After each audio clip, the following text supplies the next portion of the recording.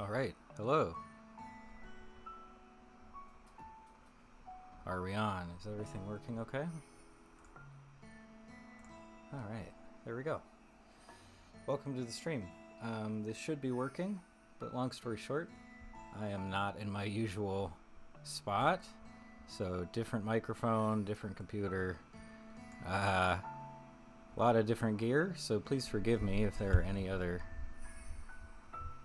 issues with the setup we have here, but hopefully everything is smooth enough. Certainly my internet connection is much better than it usually is when I stream, so I'm pretty happy about that. But anyway, welcome. Assuming everything is working, welcome to the stream. Thank you so much for joining me.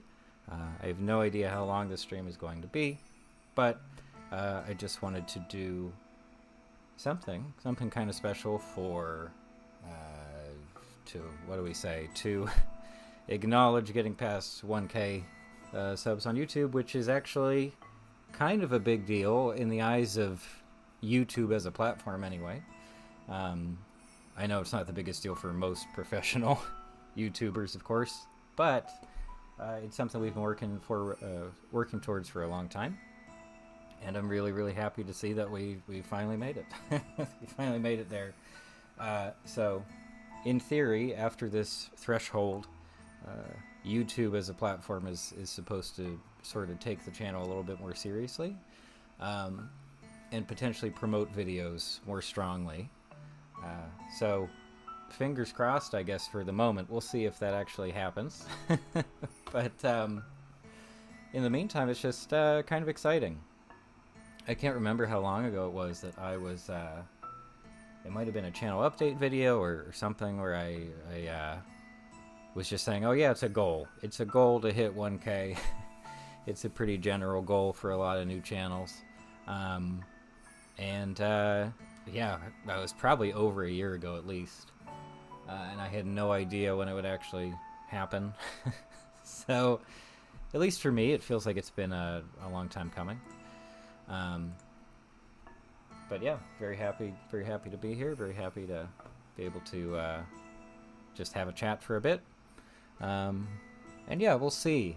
Unfortunately, since I'm on a different computer and a less capable computer, I can't do anything too fancy in terms of visuals here, or I don't even know if it would be possible to play games on here while streaming without melting everything. So we'll see.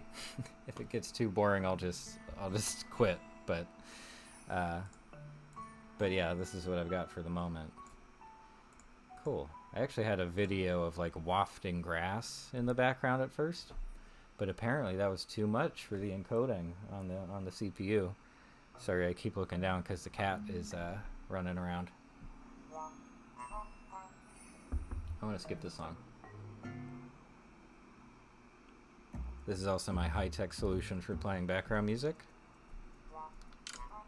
is to just play it on a speaker, because Mac is weird about audio. How does this sound? Excuse me, cat. Here's my audio on the mic. That's not terrible. That's what I always strive for, is not terrible. Put that down gently. Beautiful. So yeah, this is not my place. I am currently house sitting and cat sitting for some friends, and it's actually been pretty great, especially in terms of internet. Boy, oh boy, you've probably heard me complain about it before, but the internet at my place, regardless of the provider, is just plain terrible. And it's a little bit confusing to me, just because it's 2022 and I know it's possible to have really great connections. Anyway, that connection that I usually have makes it really difficult to upload stuff, and especially to stream, because it takes a whole lot of data to stream smooth, high-quality video, and it's just not really possible back at my place, which is really disappointing. So it's a nice change of pace over here at the place where I happen to be house sitting, where the internet is like real good 5G stuff, really nice download and upload speeds. So all of a sudden, the streaming part of streaming is much more doable, even while the computer itself isn't quite as capable. But yeah, anyway. How's everybody doing? What's going on? I was hoping this would be a decent time slot for a stream just because, it's a Sunday afternoon. Not too many people have a bunch of stuff going on, I guess, or at least I don't usually. I just spend the latter part of Sunday usually like really anxious about the upcoming work week and thinking about all the stuff that I have to do. So it's a whole thing, but I feel like it's been a nice relaxing time this weekend for some reason. Right, Jamie? Yeah, it's been nice. Yes. Just hanging out, huh? This has also been my opportunity to try out one of the blue snowball mics. I don't know if anybody cares about like audio equipment and stuff. But the snowball is from a company called Blue, which I think Logitech bought out completely, which is a little bit crazy. But they also make the Yeti mic, which is what I've been using for many years for different projects. And yeah, it's okay. It's a cheaper mic. I don't think the stand is very good either. But I guess you could have it on an arm or something like that. But I hope it sounds okay. I think the levels are a little bit lower too for some reason. Hi. What's up, cat? Yeah.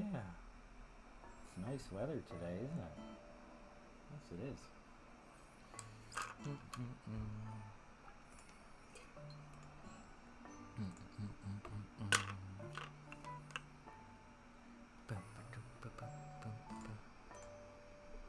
Oh, hello. Did you want to say? Oh. Cat says hello. I swear she almost hit the power button on the laptop, and that would not have been the best thing ever. So, not a big story, but I do have something to say about getting monetized on YouTube. So, hold on, all of the chats just came through. Why did that happen? Anyway, sorry guys, the chats were just not showing up as you saw on the stream as well. So I'll just go through them. Ugo, welcome back. Ugo, thank you so much for coming by. I appreciate it. And Ugo asks, do robots dream of robot sheep? So I assume that's just the reference to the original title of the Blade Runner novel, right? Philip K. Dick was, do androids dream of electric sheep? But now, turning it around. Is there a difference between robot and android? Yes, there is, because Data talks about that on TNG. That's right. Anyway, that's that. Purple also here. Purple, welcome. Thank you so much for coming by. Purple's been there since basically the beginning. Definitely since the beginning of the streams. In fact, I think Purple and both Purple and Ugo were at the very first stream, whenever that was. And Purple says, congrats. Thank you very much. That's very kind of you. Football Lover says, hey, congrats on my... Oh, thanks very much. High Castle internet speed. Isn't Man in the High Castle another Philip K. Dick thing? Is that our riff today? Purple says, how's your day or week? Well, I guess I touched on some of that. Yeah, I'm house sitting at the moment, so it's actually kind of nice just because it's not my place, so I don't have to worry about as much, you know? And also I have access to a PS5 here, which is not something I normally have. So I've been messing around with that, and it's pretty good. it's pretty nice, actually. I was playing Cyberpunk earlier, and I was kind of in the middle on it, actually. So I don't know how other people feel about that game. Anyway, Football says, who's your favorite cat that you're watching other than your own? Well, there's a cat named Binks, and as I found out yesterday because I watched Hocus Pocus for the first time, or rather I finished watching Hocus Pocus for the first time yesterday. I've never finished that movie before. Now I know the name is a reference to the cat in the movie, so I understand that, but that was not a movie I grew up with at all, so I didn't get the reference for a good long while. Yeah, but that's that. But Binks is good. Binks is very low-key. like to the point where if there's anything crazy happening or something's going on, he's very relaxed. He doesn't really care. He'll just sit around and sleep mostly, or stare off into the middle distance, so that's fine by me. Oh my goodness. How about this? I bet chat would... Oh shoot, but then how would I play the music? I was gonna say, chat would definitely refresh more reliably on my phone, but the phone is what I'm playing the Animal Crossing music from, so we'll see. We could probably go without that too. Sorry.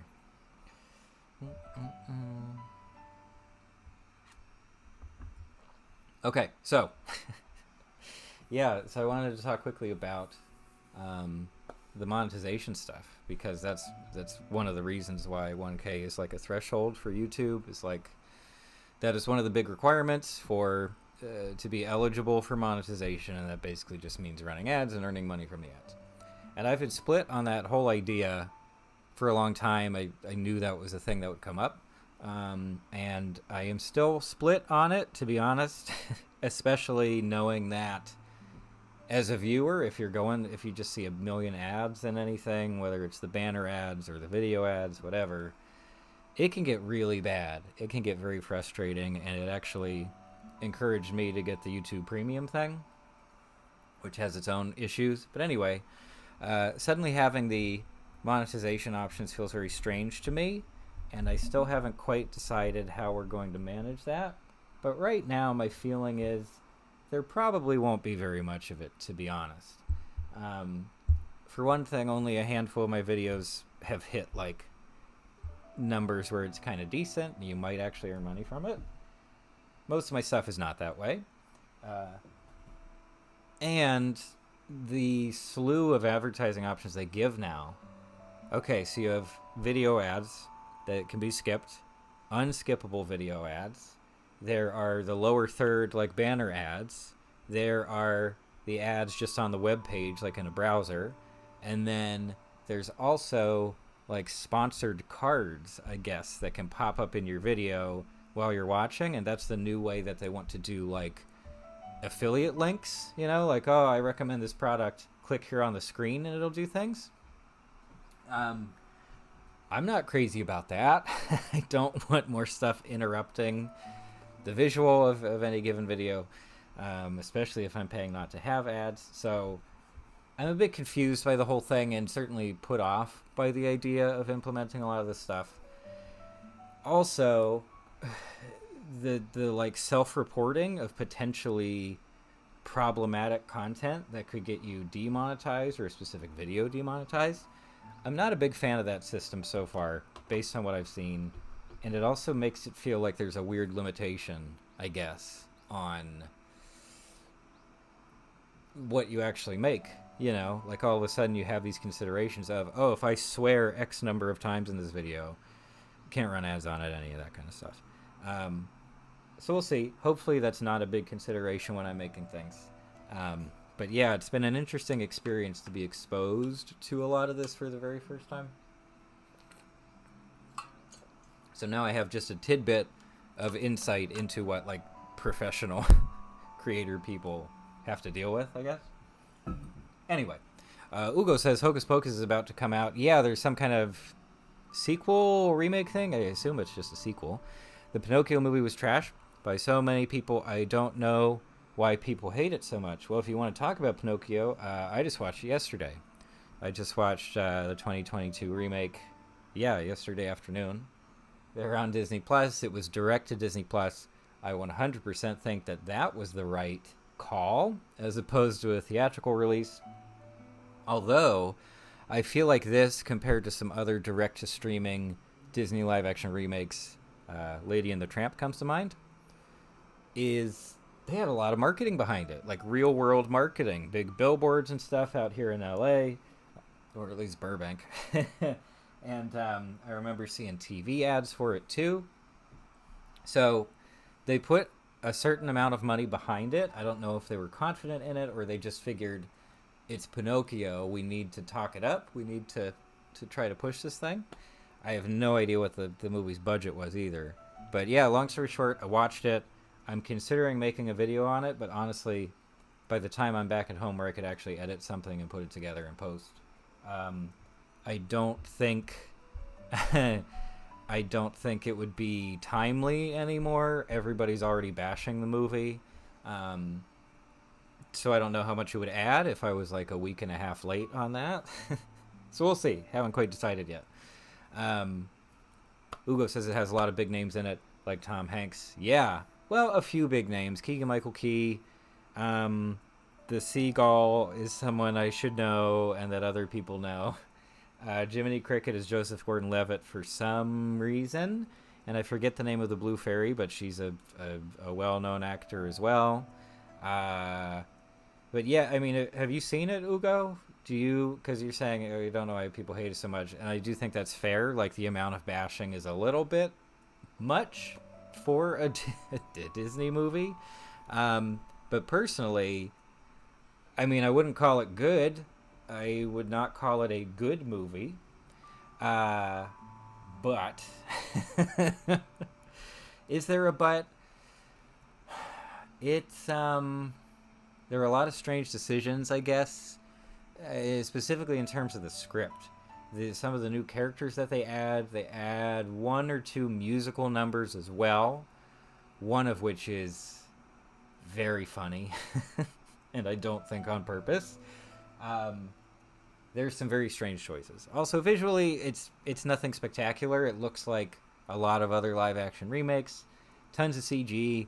Of course, Pinocchio himself is a CG character. The little cat, whose name is Figaro, I remember, is full-body CG also. And I was like, you could get a cat. And I know it's inconvenient to work with live animals on set, okay?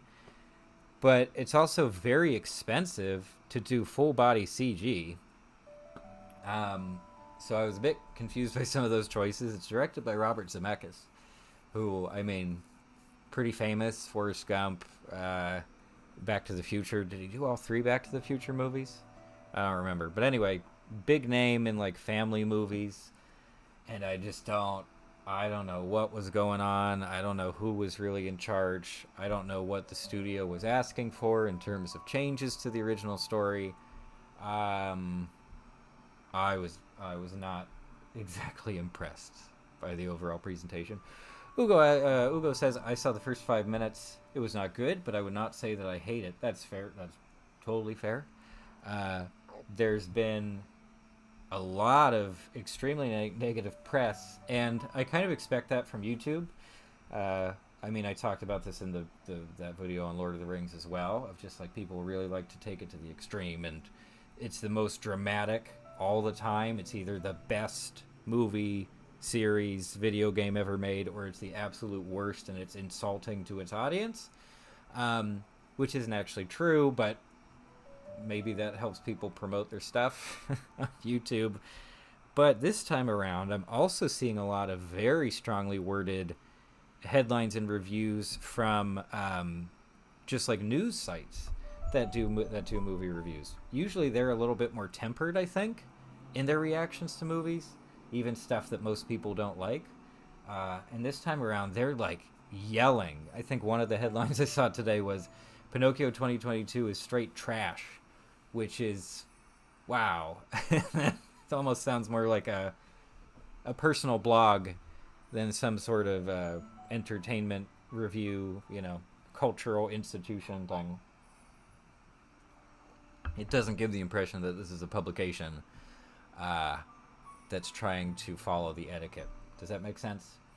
But yeah, people are really mad even about it, I guess. Hopefully there hasn't been like any big harassment of the actors involved. It's another thing we were talking about with Lord of the Rings. And with this one, I guess there's a concern that the little kid who voices Pinocchio would maybe face some of that.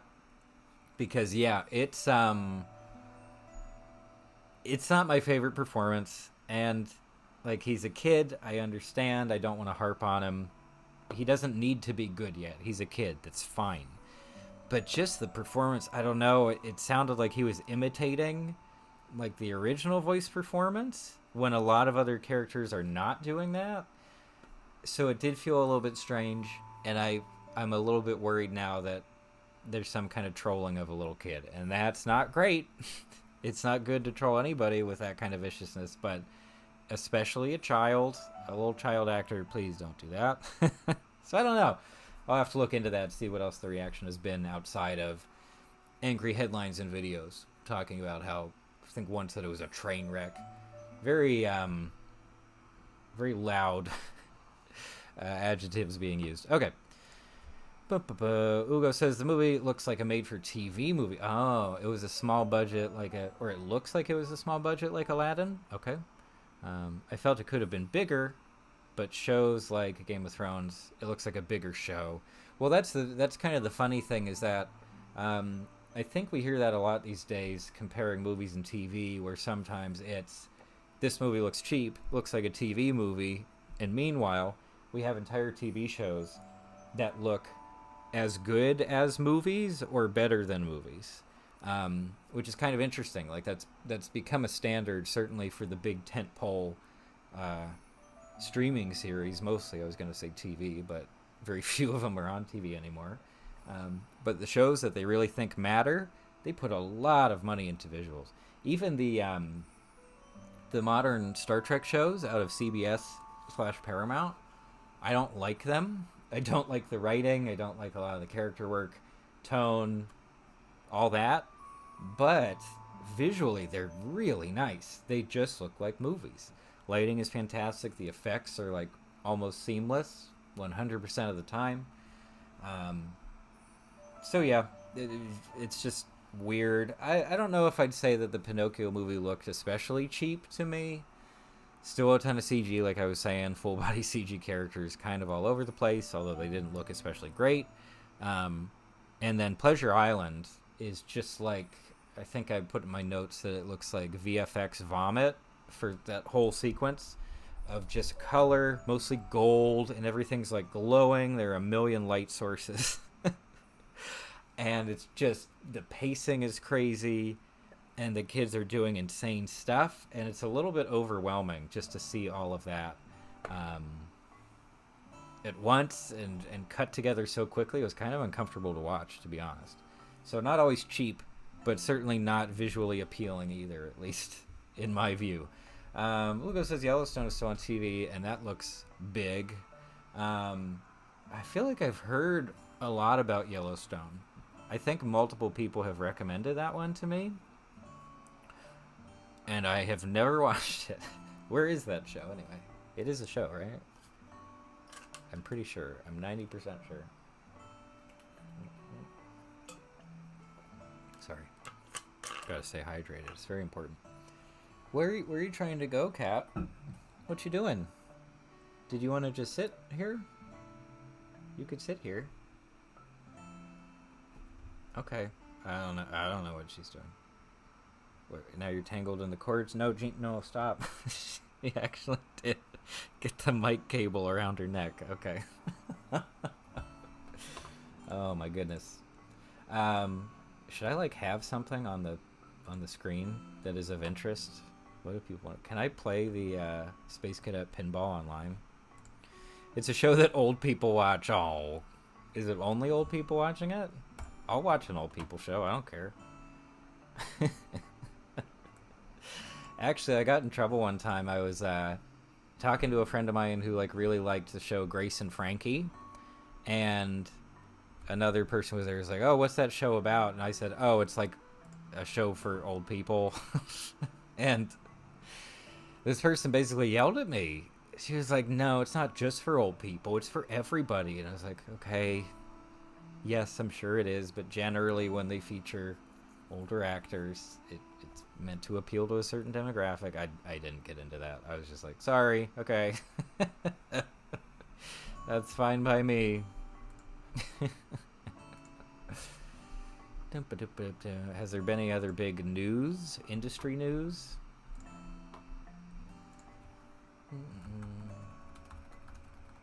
Cartoon Brew? I think Cartoon Brew is a pretty good resource. Let's see what we got.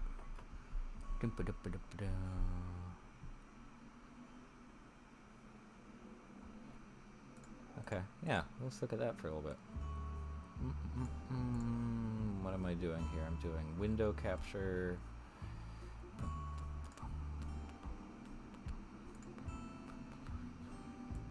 Alright, give me a second.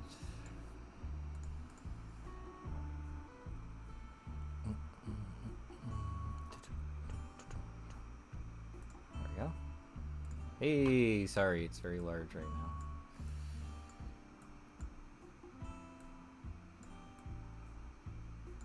Okay.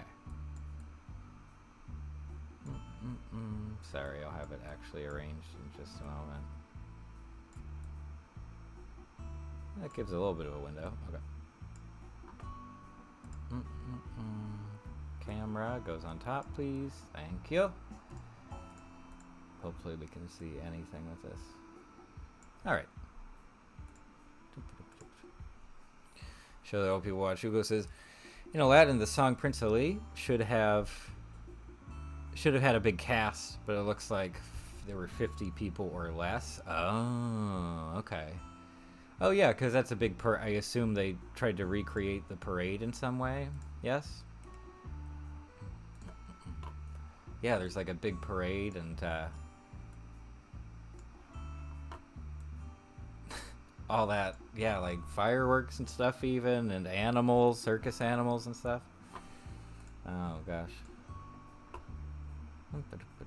So how do I do this and read it? Oh, it'll be fine. It'll be fine. It'll be fine. Sorry if it's a little cut off. This is just how my computer's working right now.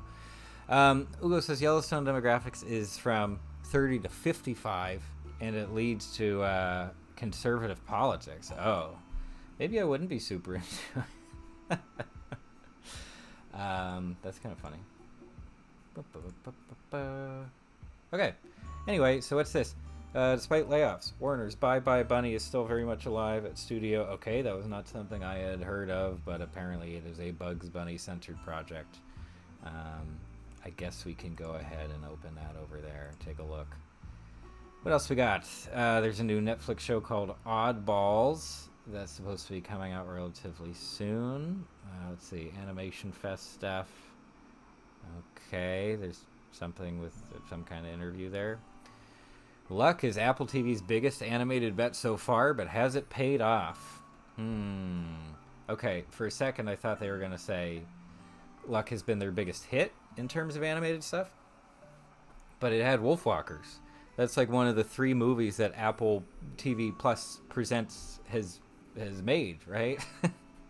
And Wolfwalkers was a pretty big deal, at least within the animation community, right? But I guess they're just referring to budget here. Right, and I think they formed a new animation studio just to make that movie. I haven't watched it. I assume it's out by now, so if anybody's seen it, feel free to share your feelings. And I will read about Oddballs for a little bit here. Okay, announced in June. It's inspired by a YouTube channel, Odd Ones Out. I'm sorry, I'm not familiar with that, but okay. Kind of cool. Oh, Oddballs follows James, a bubble-shaped boy, okay, whose observations on life fuels comedic rants at everyday annoyances and elevates them to laughably absurd heights. Sounds a lot like Tear Along the Dotted Line, huh? Yeah. And also other things, but that does just sound like an internet content premise, doesn't it? Alright, Odd Ones Out. They're getting all the views on the internet, so this seems like a relatively safe bet. Art style here looks fine. I mean, it has that, like, almost pencil line work that we see in a lot of stuff these days. It's what Small Boo was using for a long time, even like 10 years ago. Yeah, looks fine. Looks like it's aimed at kids, which I don't know that it is, so that's sort of interesting. Okay. Football says, I think I'm going to watch that movie later today. There you go. By choice or because someone is forcing you to watch that movie?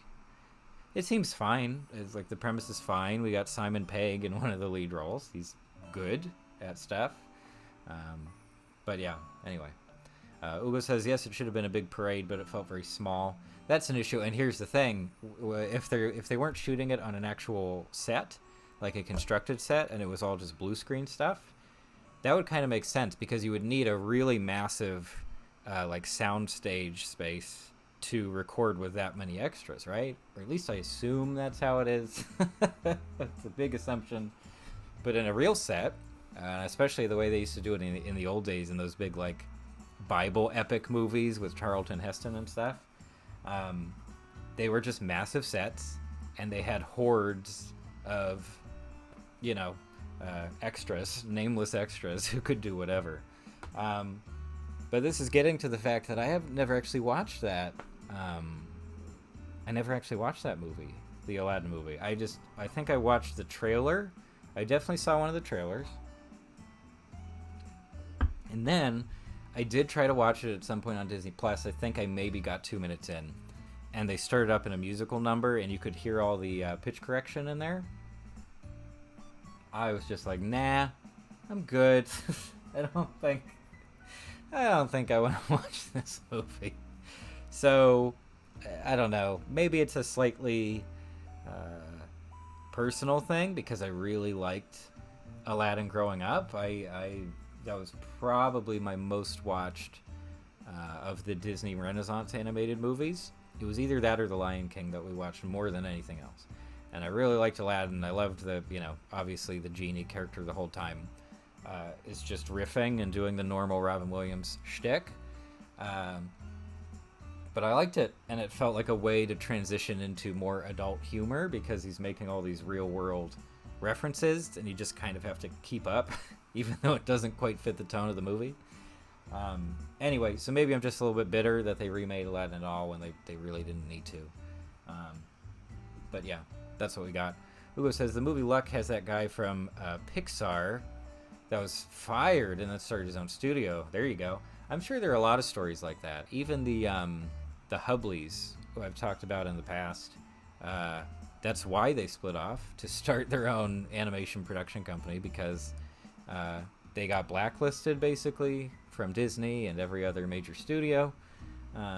So they just had to do something, and animation was the skill set, you know? So anyway, haven't seen Aladdin, but please feel free to share more details on it, because you might encourage me to watch it out of spite or something like that. Anyway, but yeah, that's Luck. I still haven't seen Luck. I don't think I have access to Apple TV Plus anyway right now, which is a bit of a shame, but whatever. Okay, what else we got here on the website? Yeah, let me read a little bit more about this. Oh, it is a Looney Tunes musical. I should have looked at the image, shouldn't I? Here, I'll make my cam even smaller. I actually kind of want to read some of this stuff, so let's see what we get. Here we go. Okay. Warner Brothers Discovery had laid off some staff on its upcoming Looney Tunes feature. Oh, how nice. Which led to inaccurate speculation that the project had been canned. Okay, so this is just like a clarification. So they laid people off. That is not surprising. In fact, Ugo, we were talking about this a while back on Discord, I guess. That, yep, it's kind of inevitable with these acquisitions / mergers. And in this case, they seem very eager to save every buck they can, despite maybe not needing to. So yeah, lots of cut projects and lots of staff laid off. Isn't that lovely? According to the studio, the producers are so happy with the songs that are being written by this guy that they've decided to turn the film into a musical. So this was a decision mid-production. That's pretty interesting. Production has been paused while more songs are written. So they're not starting over exactly, but they're reworking a lot of major components of the movie, I guess. Okay. Oh, and nobody's purchased it yet. Oh. When it's deemed ready to pitch, wait, if Warner Brothers is producing it, can they not just release it in-house, like through HBO Max? What? Wow, I continue to be baffled by the Warner Discovery situation. That is very odd. Yikes, more songs? That's like your nightmare. football. If they were like, oh, we just had a couple songs. No, we're gonna add even more. How many do you have to qualify as a musical? That's a legitimate question. Please share your thoughts. 7? 5? Does there have to be at least one reprise in the mix? Is it something like that? Anyway, Ugo says John Lasseter had a history of alleged sexual misconduct towards employees. He was then hired to run Skydance Animation with the first movie Luck.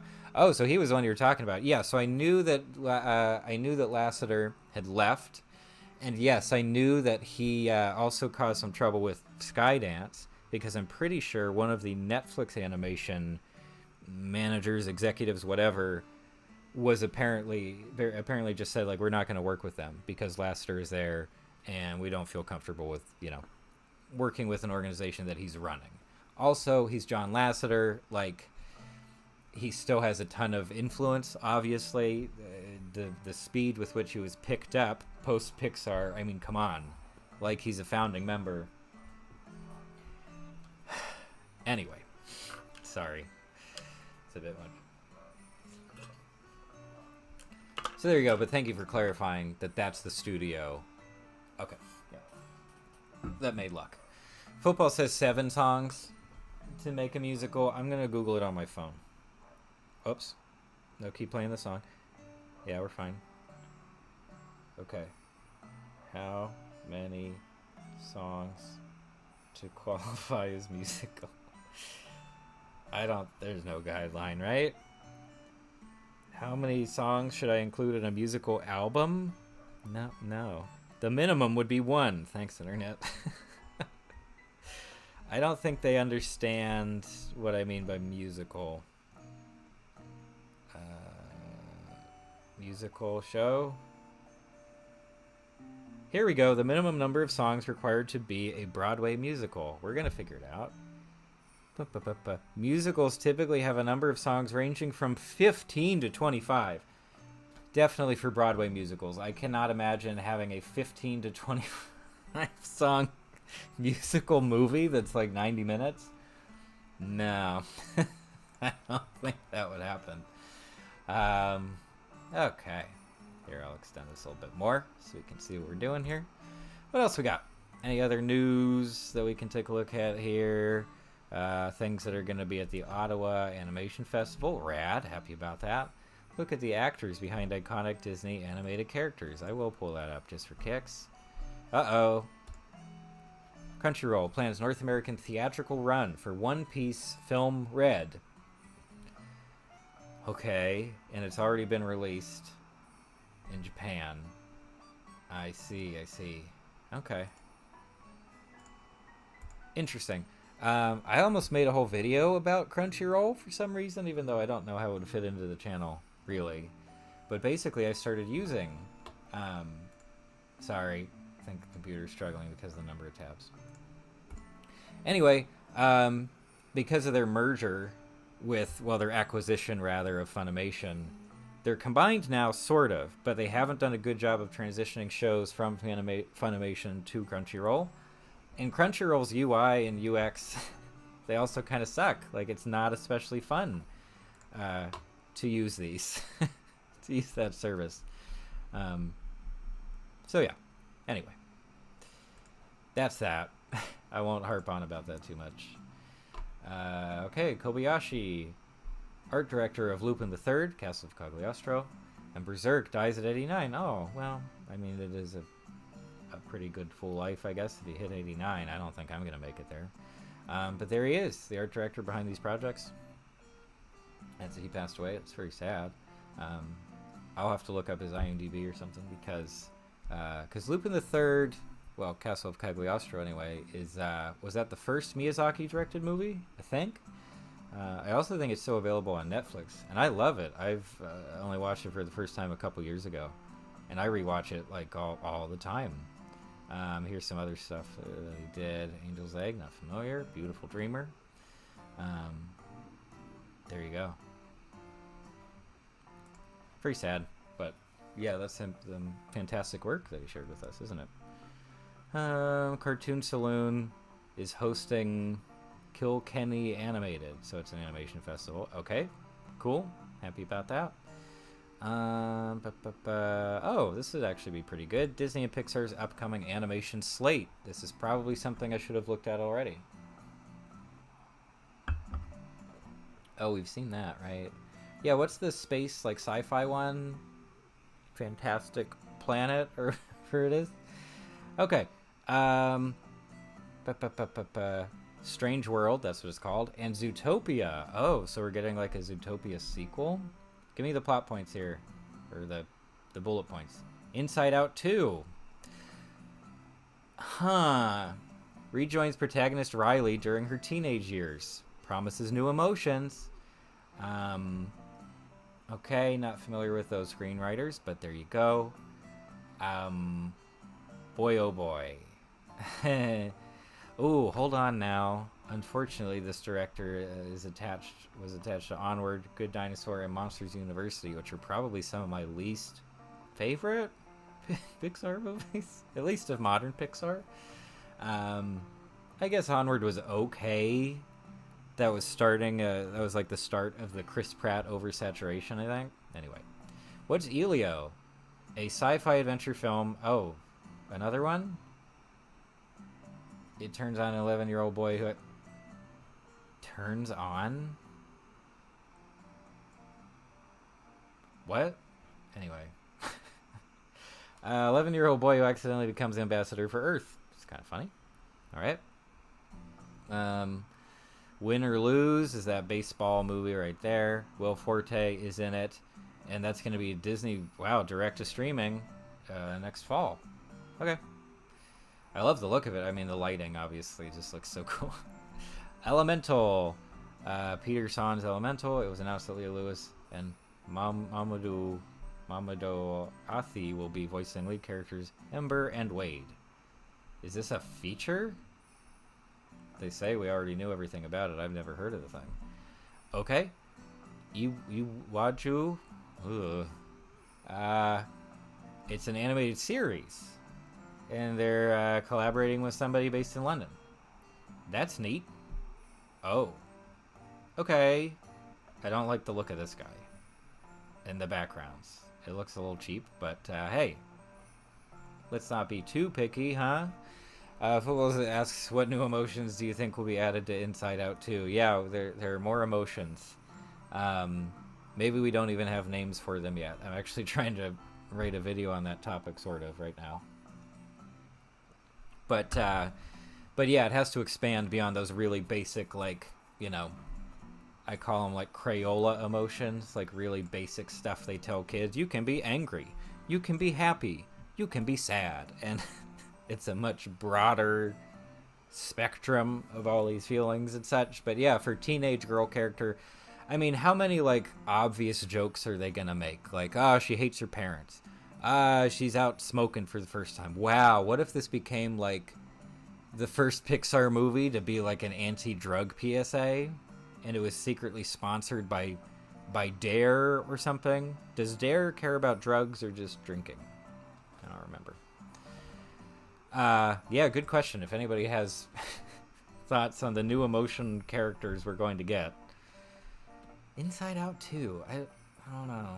Is it going to be like the 7-Up documentary series where they just continually make movies in the Inside Out series as this character grows up and grows old and eventually dies? Wow. That could be very good and also sad and terrible. Like Boyhood. Anyway, Dude says self-hatred. Okay, that's actually, I think that's like spot on. Whether it was a joke or not, I think that's actually very realistic. Like some form of that, they would probably phrase it differently, but there's going to be so much messaging about like general not self-help, self-care, right? That's what we call it now.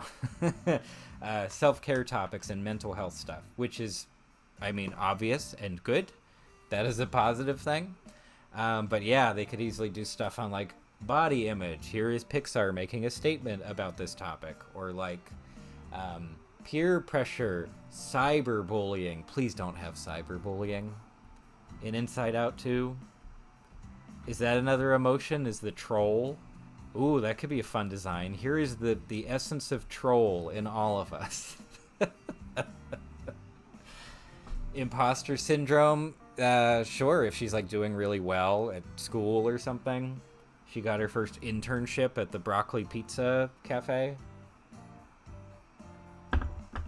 It was both a joke and not a joke. Schrodinger's joke. That works for me. Yeah, I don't know. It's not the worst idea. Inside Out is definitely not the worst Pixar movie. It's pretty neat, especially at the time it released. I had a lot of positive feelings about it. So yeah, well, we'll see. And then the question is whether or not they would bring back. I guess they'd have to bring back at least some of the old emotions. Joy, almost definitely. But joy has matured. In what ways does joy mature over time for all of us? How do you age up joy? Wouldn't it be kind of interesting to see certain emotions like die out? Like they're very old and they have the gray hair and everything, and then they just disappear one day when Riley no longer uses that emotion. They're not going to do that, but I like the idea anyway. Yeah. Football says it's the same cast in it. I don't know. I don't know if they have released a cast list yet. Let's see. Did I already skip? Sorry, the scrolling is really I'll use the touchpad. Inside Out 2. Okay, written by Meg LeFauve, produced by Mark Nielsen, and then Kelsey Mann. I assume we don't have any other cast lists announced, but I'll check my phone. I should really use my phone as the Google machine while I'm on the stream.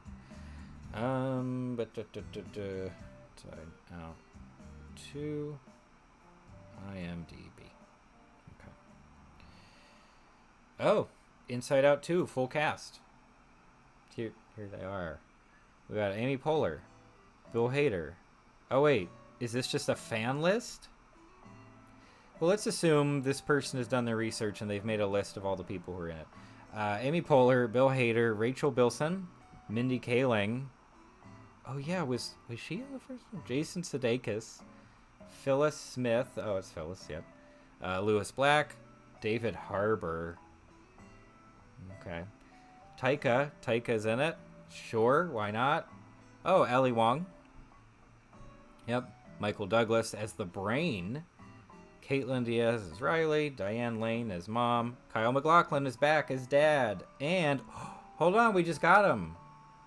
Do you wanna hear some of the new emotions that I assume have been confirmed, and maybe they're not? They're just right here with cast. Yeah, I kind of want to do that.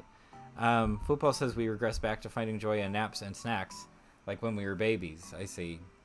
Or from buying childhood toys on eBay, right? Is there an inclusion for that? Yeah, so I'm going to read out the new emotions and associated cast.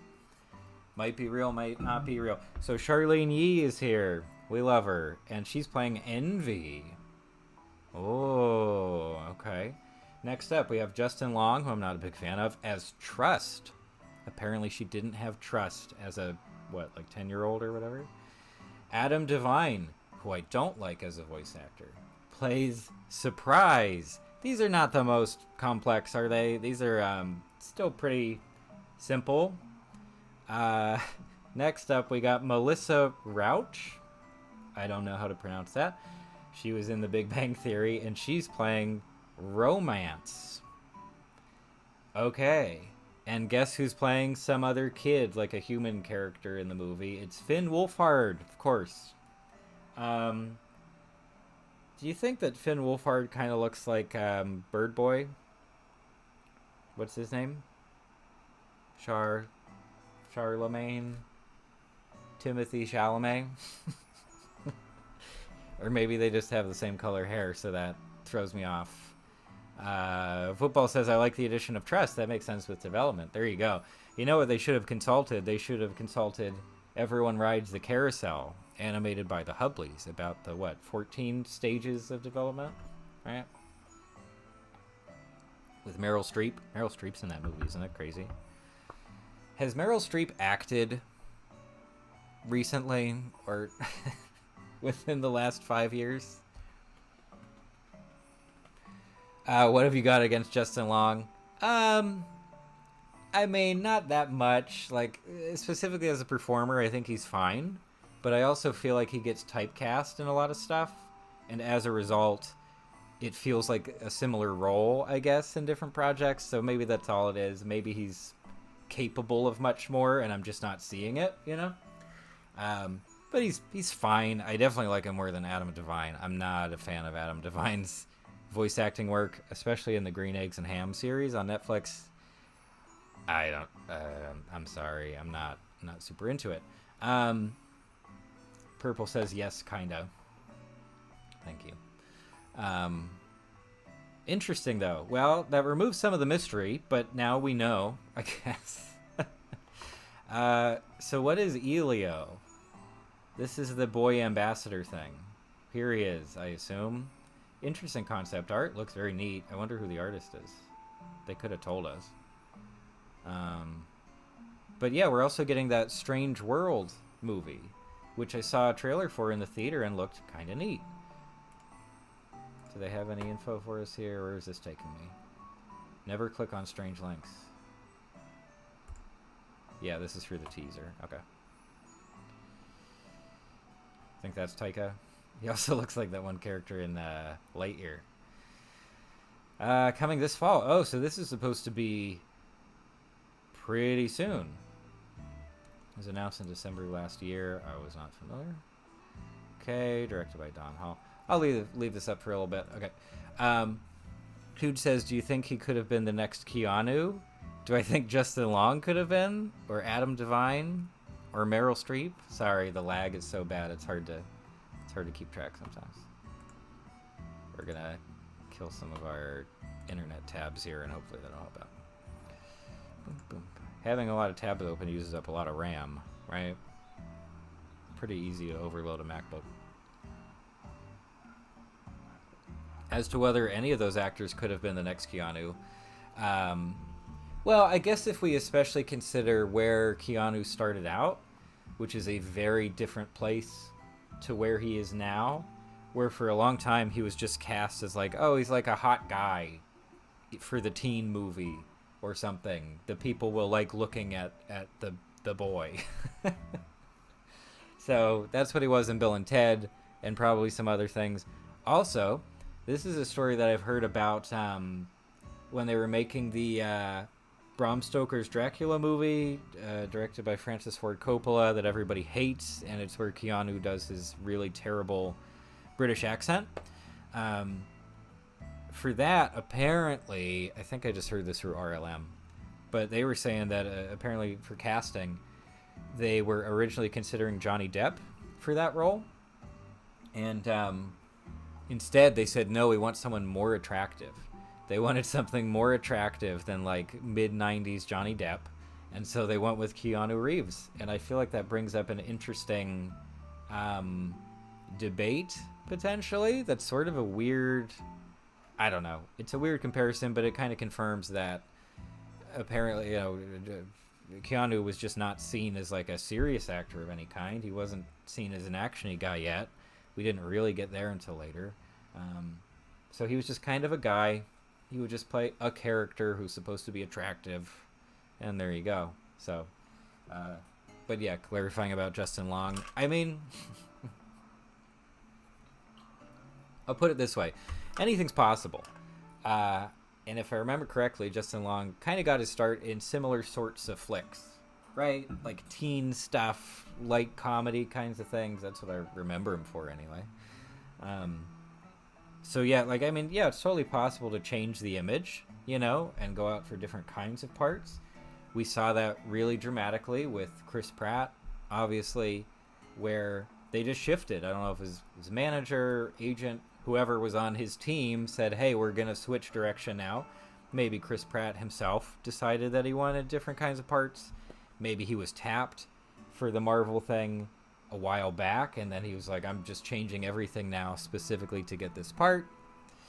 Anyway, that paid off financially, I'm sure, even if we've been stuck with him in arguably way too many movies for the last few years.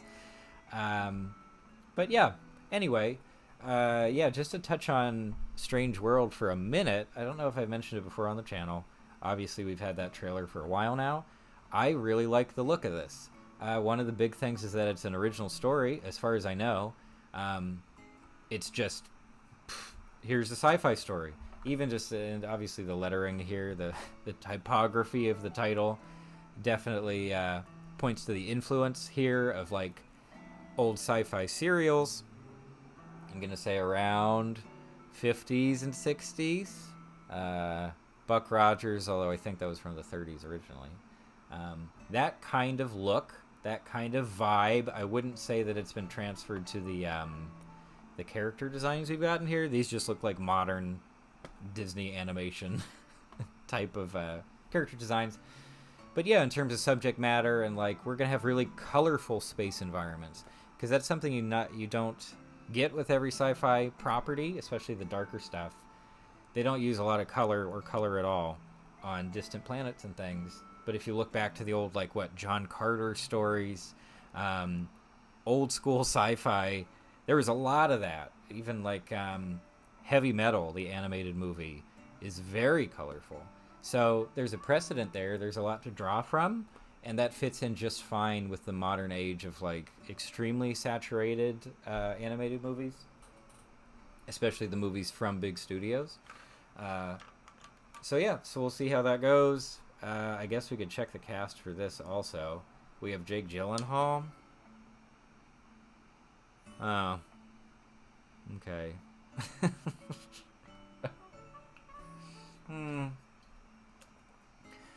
I'm not the biggest fan of his either. He's fine. He's okay. That is okay.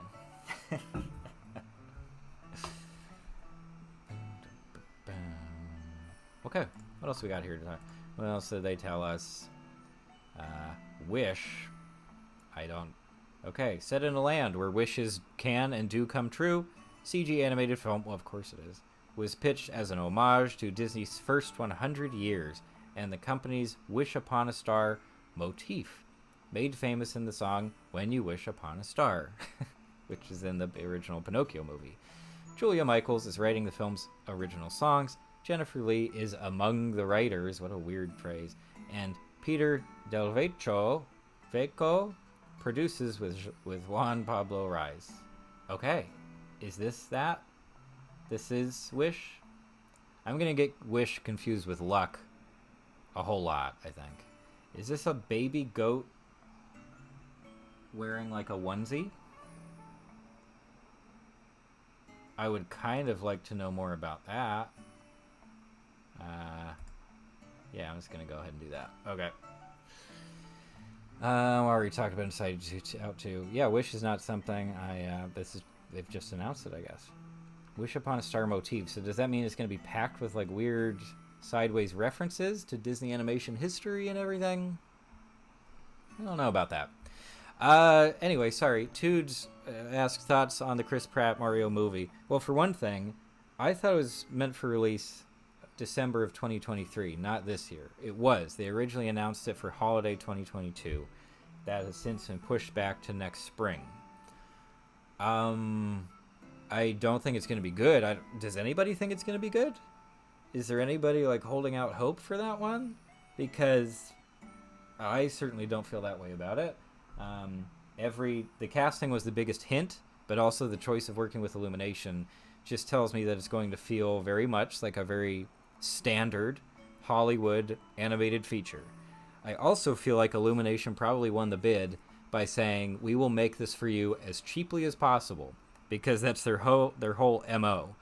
And I would not be surprised if the Nintendo leadership in Japan was just like, oh, less money? Good. That is my deciding factor. We're going to spend less on this.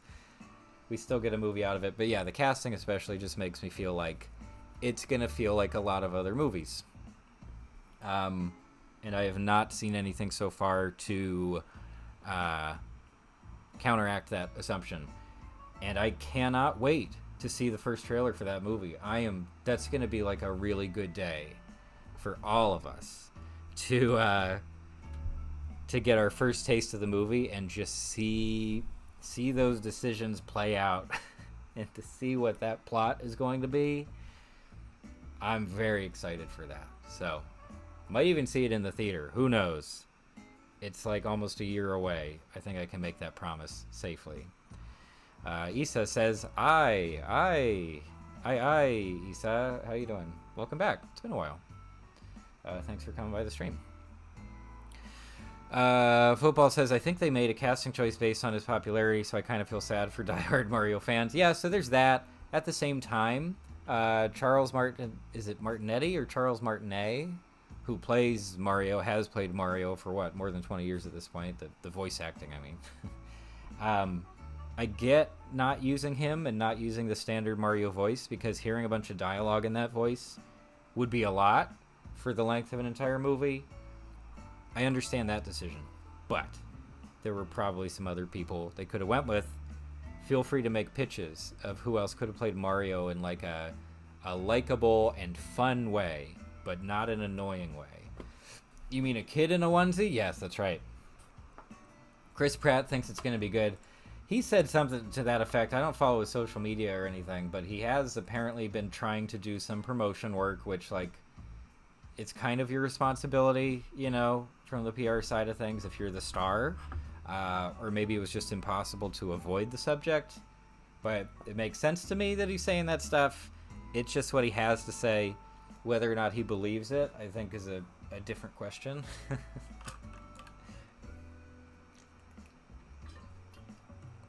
You think the minions are going to show up in the movie as a gag or something? It would have to be super subtle. More than anything else, Illumination would totally do that. I do not see Nintendo doing that in a million years. I do not see Nintendo agreeing to that. They're really protective of their properties. We're not going to get an interesting story. We know that. It's going to be Mario rescuing Princess Peach. Like, that is the plot of the movie. It has to be. So, there you go. Anyway, Tube says Danny DeVito could have been good if they made Mario older. That's very funny. I think that's actually a fun suggestion. However, I don't think they would age up the characters. They want Mario to look exactly like Mario's forever render. You know, he just has to look the same at all times. I'm not surprised by that. But that's actually kind of a fun, creative idea. It's like, what if Mario's getting older? Does there have to be like a new, younger Mario? Like, does some other character have to step up? Can you imagine if they introduced a brand new character to the Nintendo Mario universe that was specifically supposed to be like a successor to Mario? Insane. I cannot imagine them doing that, but it's kind of an exciting idea to me. Oh my gosh. That would actually be something. I kind of want to see that now. Anyway, here's our cool concept art. Can I zoom in? Oh, look at this. Can I scroll? Here is our character, who I don't think even has a name yet. She's wearing some flats, I suppose. Here is kid in jumper, kid in onesie, and a slightly generic looking magical city. Kind of looks like the city of Gondor a little bit. Kind of looks like the city from Tangled a little bit. This tower kind of reminds me of like the big tower in Little Witch Academia. Anyway, this is fine. Interesting idea. Sounds like an original idea. You know, I love stories that aren't just remakes and adaptations. Cool. Oh yeah, I also want to look at this. I like the style of this concept art a lot more. Concept art is also one of those things that I didn't used to care about at all. Like, I wasn't a big fan of it. But I've started to pay a lot more attention. And especially, yeah, like contemporary concept art can be really, really neat.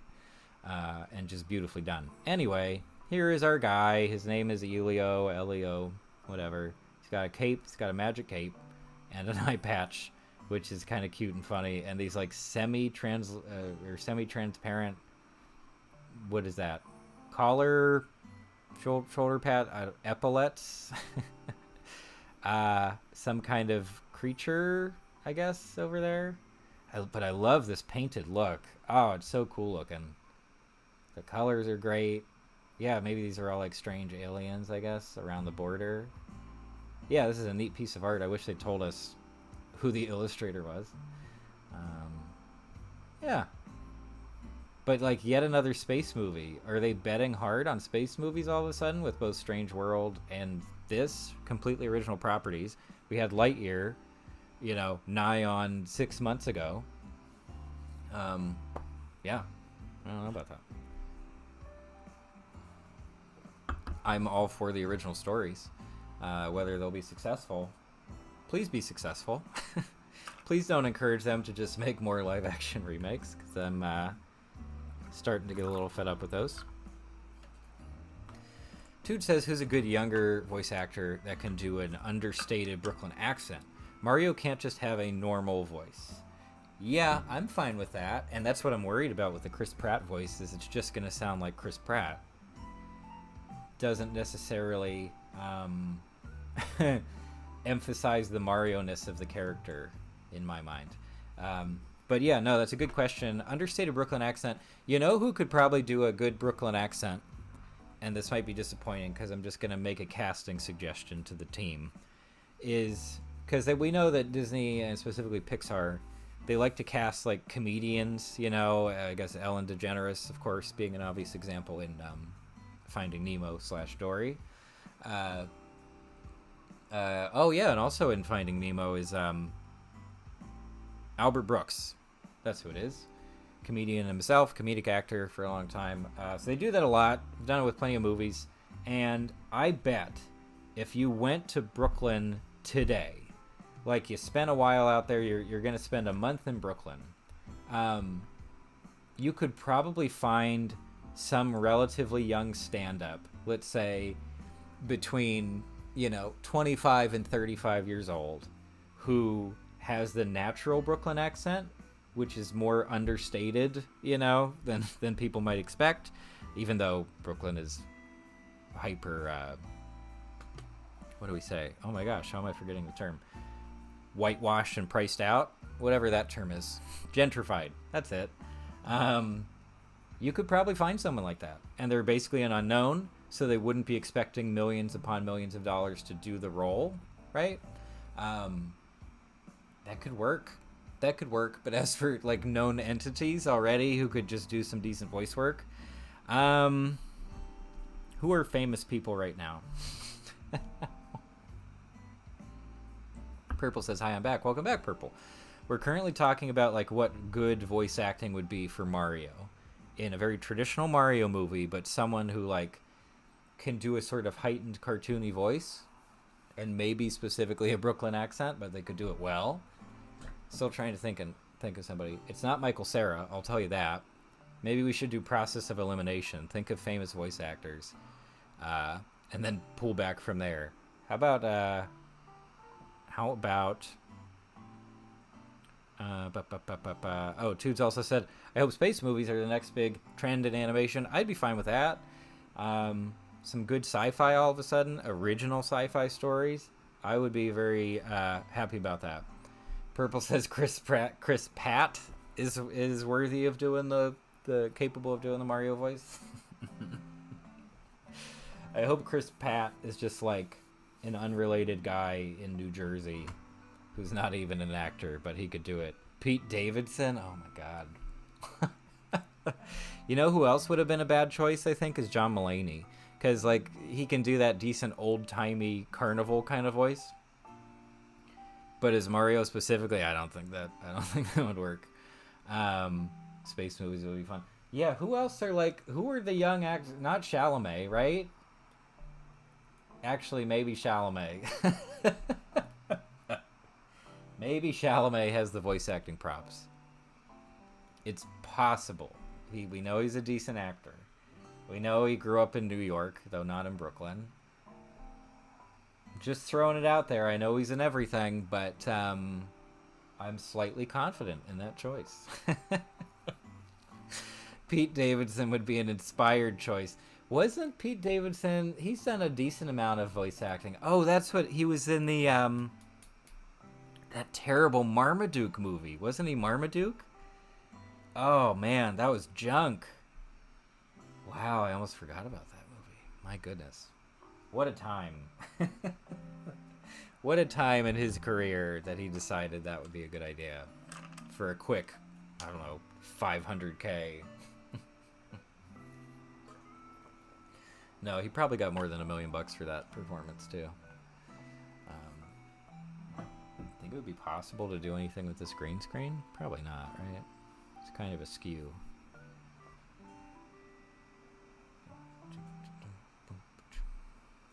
Music. There we go, 12 p.m. Tom Holland? Zoomers love him, and he already knows how to do a New York accent. Okay, I have not heard his New York accent, so I can't comment too much on that. But yeah, I mean, people do like him. He's done a decent range of stuff, I guess, right? So there's that. Yeah, then we have Win or Lose. Apparently that was announced in 2020. I don't remember at all when that one was actually released, or the trailer released, rather. Okay, and yes, we know about all these. Wow, imagine that, a time when we didn't know how the Lightyear movie would turn out. Or Chippendale Rescue Rangers. Peter Pan and Wendy. Oh, sure, why not? Yeah, Little Mermaid is also happening. Okay, here we go. Oh, Win or Lose is a series. Silly me. I apologize if they mentioned that already. Win or Lose, which follows a middle school softball team in the week leading up to their championship game. Each episode is told from the perspective of a different character. That's fun.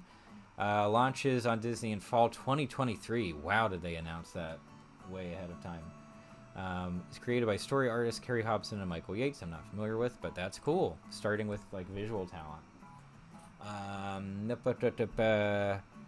Toot says in the Spider-Man movies he does the accent. Okay, yeah, I still haven't seen any of those.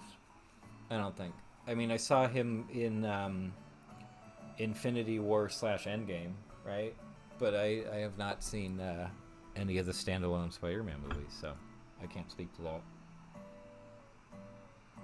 But it's good to hear that he's capable. And yeah, I think he would be a relatively safe choice for plenty of projects. In fact, I'm pretty sure he was rumored to be attached to the Netflix Zelda series that never happened. Like, it just got completely canceled. But I do think Nintendo was in talks with Netflix to do a number of different shows based on their IP. And it just fell through. Like, I think there was even speculation that it fell through because there were leaks. Someone leaked that they were in talks, and Nintendo was like, yeah, forget it, we're gone. So, and yeah, Tom Holland as Link specifically would be very interesting to see, I think.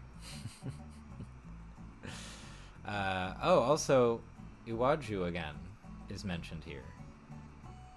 Well, that art style changed quite a bit. Remember when we saw the other image from that? Yeah, this is from concept art to product. Wow. Okay. And yeah, Star Wars Visions happened. Remember that? I really liked the Trigger episode of that. A droid story. Okay. Hold on. I actually want to... Lucasfilm Animation and ILM will be collaborating on a Disney Plus special, A Droid Story. The story will introduce a new hero guided by R2-D2 and C-3PO. What? Oh, that breeze is nice. Yeah, hang on. I want more of that breeze. I'll kill my cam here for a second. And I'll catch up because Purple says Snoop Dogg could play Mario. Hey, I'm on board. If that's the route we're taking, I'm there for it.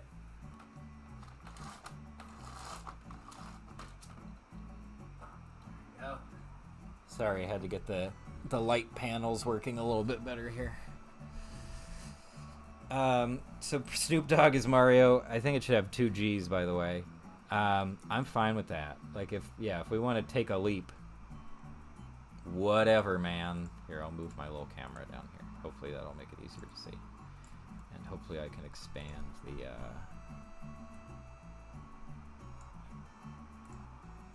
do anything. Kind of. Oh, wrong thing. Wrong thing I'm moving. Here we are. Oh, sorry, I don't want to cover up the chat. Okay. Anyway. What else do we have? No, I don't want to move that. I want to move my camera.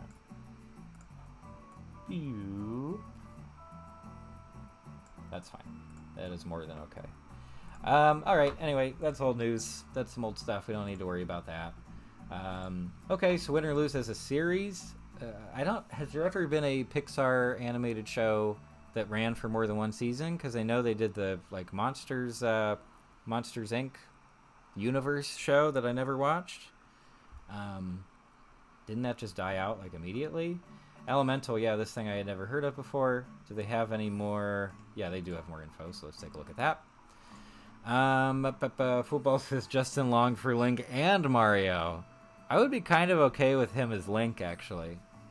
If we decided to make Link like a really reserved, standoffish kind of person, like social anxiety Link.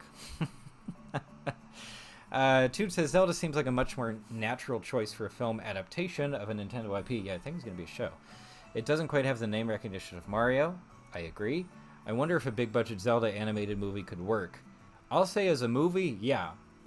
From what I remember, they were talking about a show, which I sort of get the idea in terms of structure, where you just have him going on more or less standalone adventures, right? So like here is Link with the Goron, and he does a thing with the Goron and helps them out.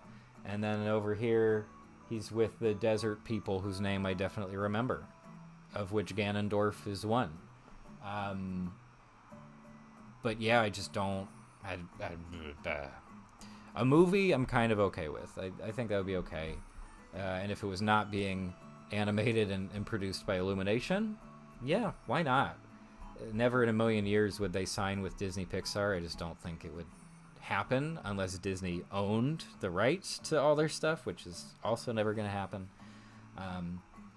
I'd be fine with that. It would just be an action movie, right? Action adventure movie. Why not? I think that would be a-okay.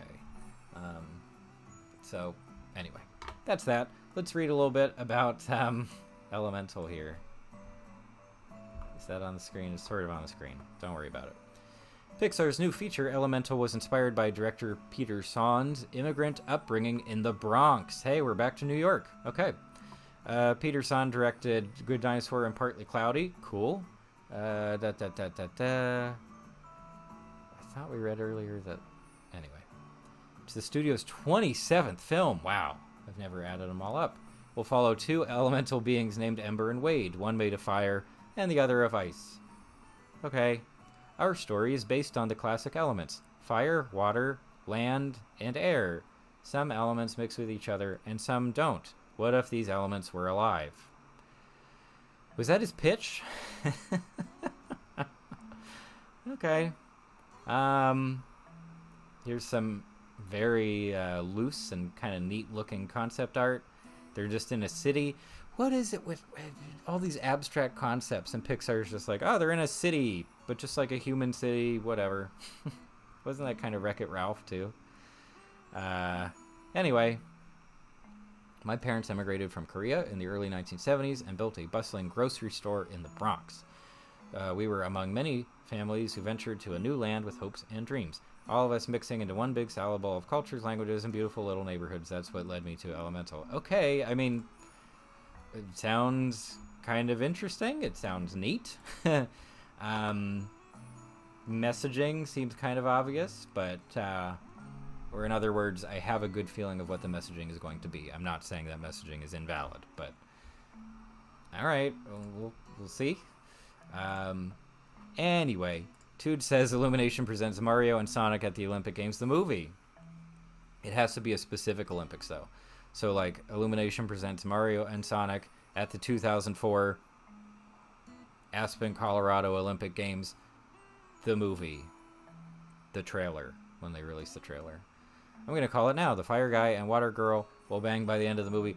Well, that was the thing, is like, just the fact that we have two leads who are, I guess, of different genders, Um, would they? Is it a? Have they done like a, not a romance, but like a rom-com kind of thing before? I guess we had the romance in Ratatouille. Can anybody think of like another Pixar movie where they've had like guy meets girl kind of plot going on? I mean, in the prologue of The Incredibles, I guess that's just their like character backstory, right?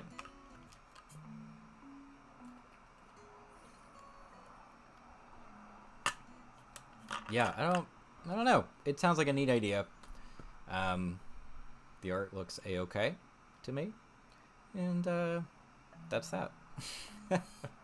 But yeah, if it ends up being a weird kind of rom-com thing, I would be interested to see it for sure. Just see how they handle that kind of thing. But um, that's that.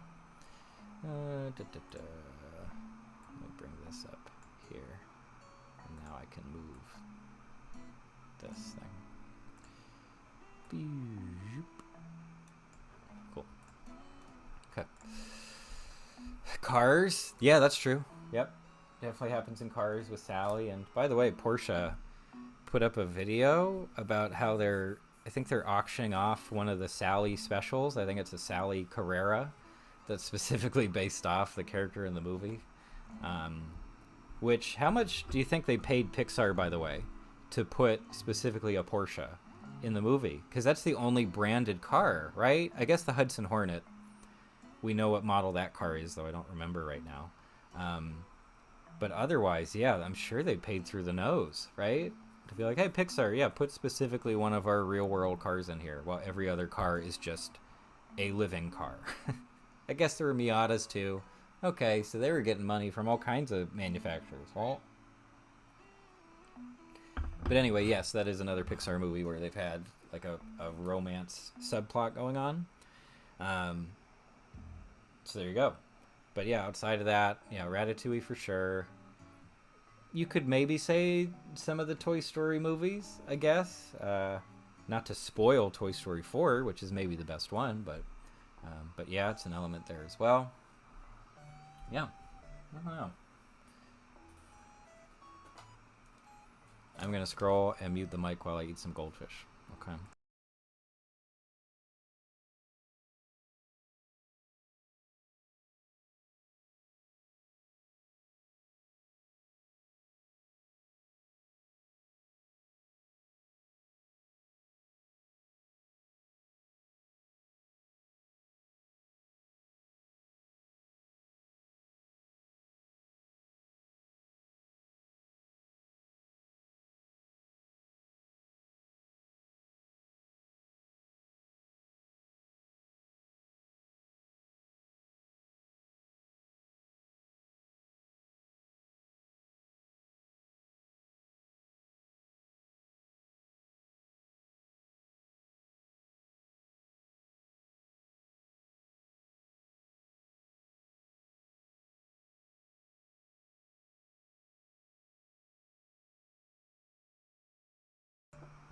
Are you guys seeing this comment drama going on? I don't usually read comments. Now that the Oscars have changed the rules to favor Disney Pixar even more, I don't know what that, back to requiring a theatrical release, maybe? That's kind of funny to me. Anyway, 2 is going out. Yeah, Wall-E, yes, also. With Eva. And the first few minutes of Up, yeah, the married life sequence, it's there, right? It's not a huge part of that. Well, it's a huge part of the movie for the character motivation and stuff. But yeah, it's not over the horses of the. Yeah, so that's the next thing I'm wondering about is like stretching that kind of plot over for the runtime of an entire movie. Yeah, could be interesting. I'm not like on the edge of my seat waiting to see that one, but it does sound very cool. It sounds cool and hot. There you go. Anyway, I just thought this comment was very funny. You must hate Disney. Disney and Pixar have never had any bad films. All the bad animated films were made outside of Disney, which I have no idea what that means. That's that. Thank you, Internet people, commenters. I love drama in the comment section. I don't. I kind of hate it. You know. Purple says the water and fire remind me of the Cool Math game. Oh, on coolmathforkids.com. Is that site still functioning? I feel like I've checked before, and I just don't remember. Let me check real quick. Do they still have Lemonade Stand? I think it got bought out. Let's see what we get. Oh wow, that breeze is very nice. It's a lovely view as well. I mean, it's here. Grand Prix multiplication. Okay.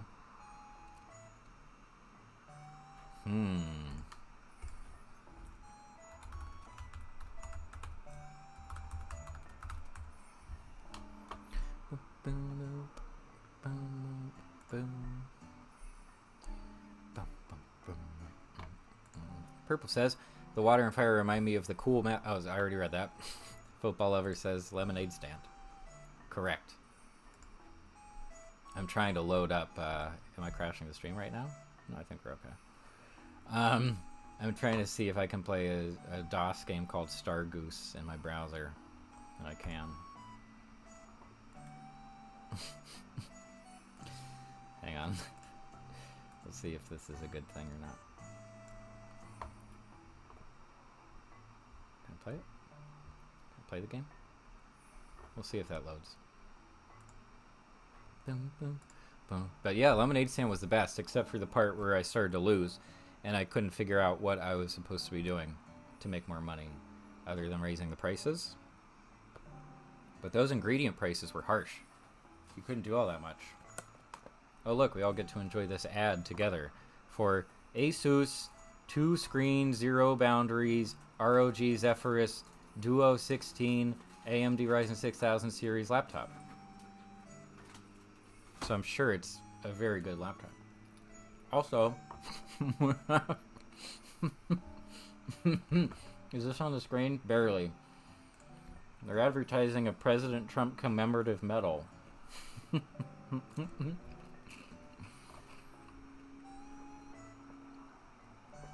Nah, it's not playing in the browser. I'm sorry about that. Anyway, where's some news? Do we have any news here on the website we can take a look at?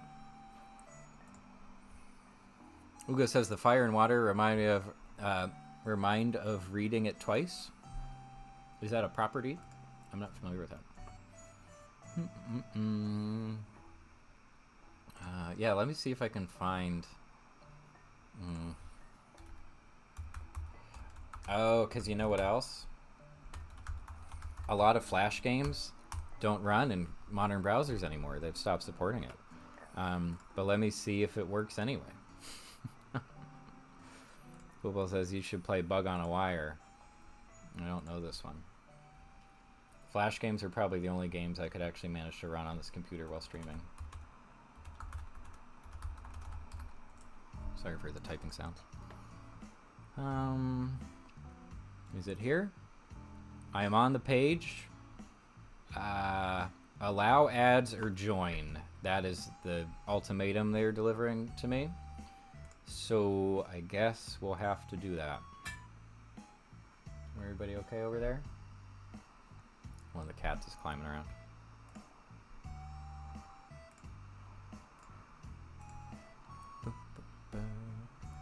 For a second I was worried I never turned my microphone back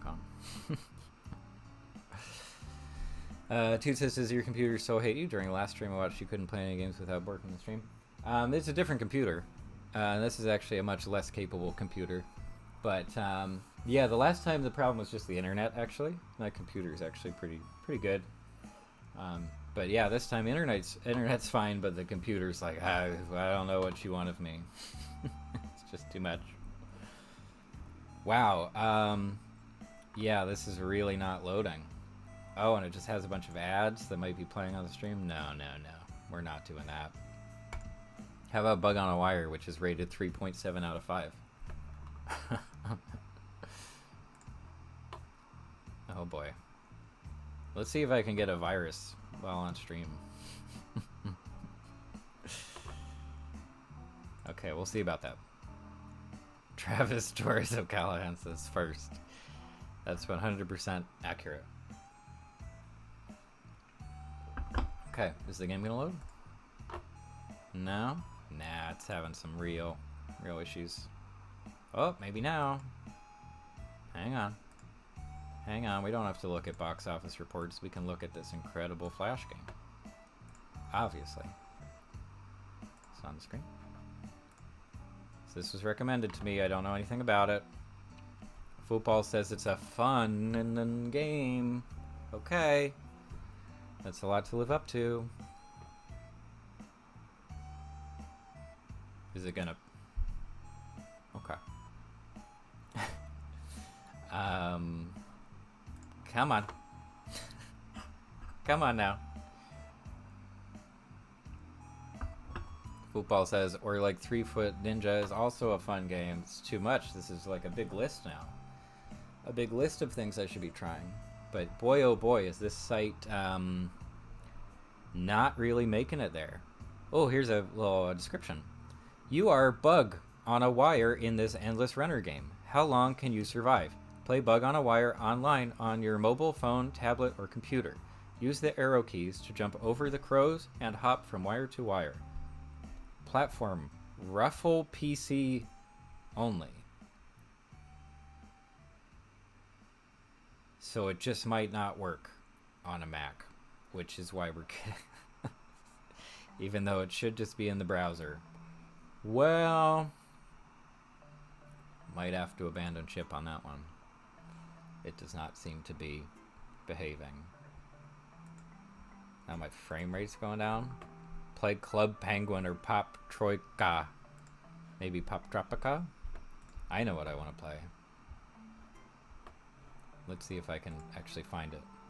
I want to close that out for a second. Enjoy the lovely meadow.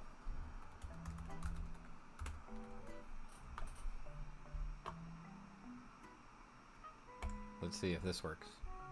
Might not. That's okay.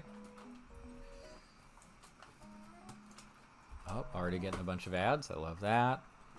Okay, I would like to play this game now. Doesn't work.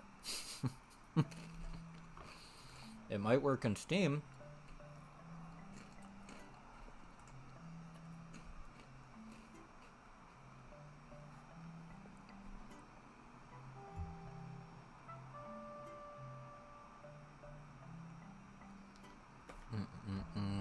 Okay, I will try to resurrect Bug on a Wire.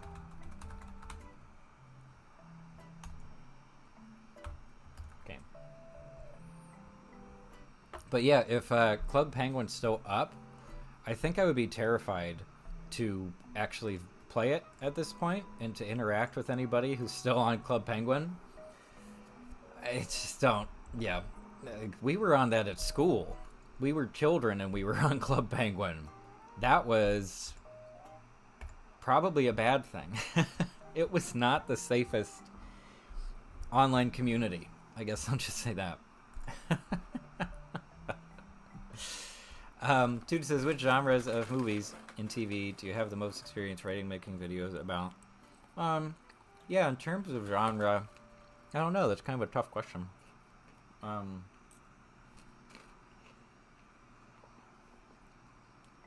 Sorry. Look, we can play it on this teeny tiny little window. I'll zoom in and it'll be fine. Oh no, it's just getting smaller. Why? Anyway, to try to answer the question, yeah. So actually, when I started out doing stuff for the website that has the same name, and then eventually some videos for the channel, I was mostly writing about like art house movies. That was the big thing, and that was kind of the origin of the name as well, is that I didn't like the really snobby, the general snobbery around a lot of art house movies, and I was watching a ton of them at the time. I was really getting into just like film studies and film theory and things, and I had my favorite directors and all that. I was going to a video store here in town that I used to go to all the time.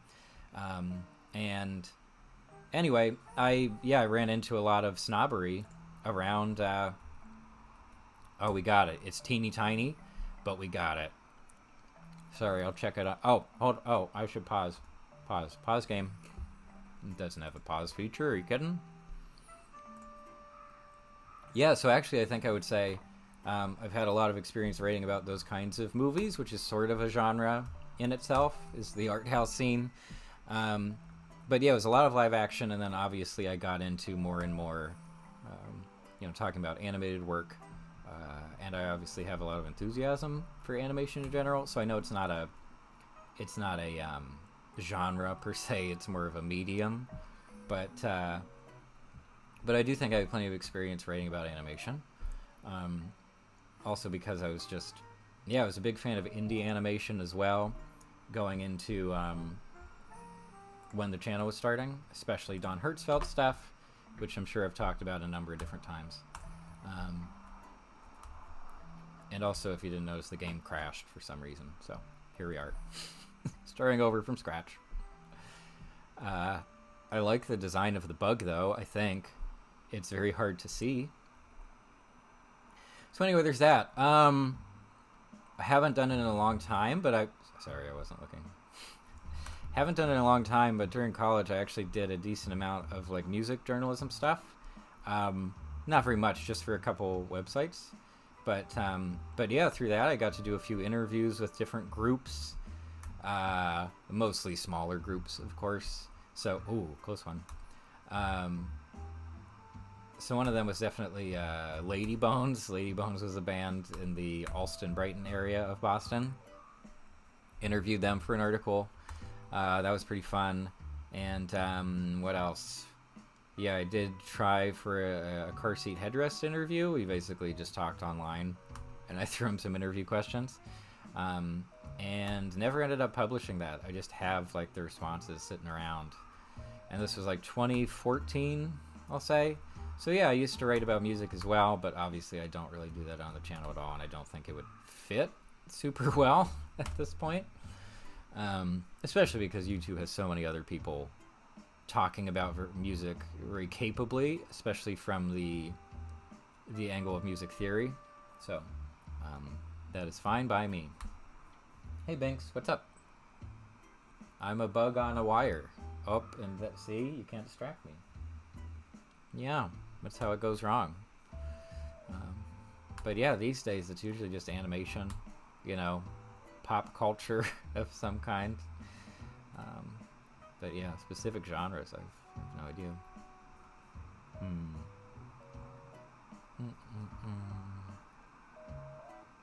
Why is it so tiny? Wow, the birds don't load in until the last possible second. Come on, that doesn't seem very nice. Do you think Kitten Cannon is still around? That was a big game in grade school. Okay. Maybe if I zoom in like this.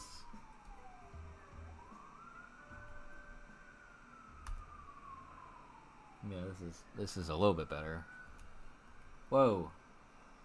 Oh, wow. This is actually a little bit challenging. Okay. And you get a nice clear cycle, right? After you go over every telephone pole. It's going to be a new layout like this. Okay. I promise I hit it. You heard the sound of me hitting the key, and it just didn't work. Is it gone? Yo, bro, says Ray, racist. Thanks for joining us. How's it going? I'm playing Bug on a Wire. And,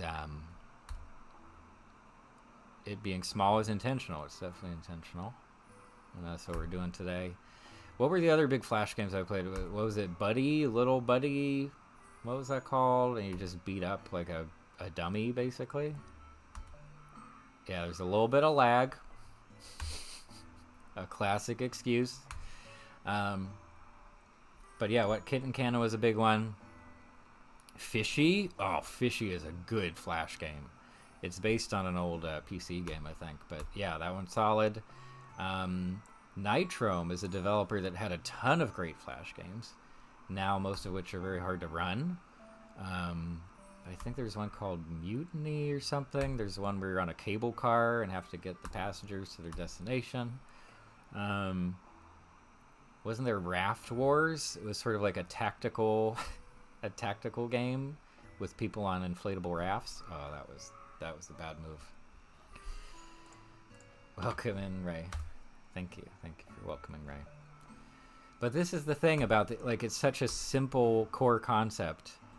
You're sucked in. You don't have to think about it. You just sort of have to pay attention, and that's it. You're just in it all of a sudden. Which explains why there's such a natural transition from Flash games to mobile games. You know, they're very similar in design and concept. Pretty darn simple.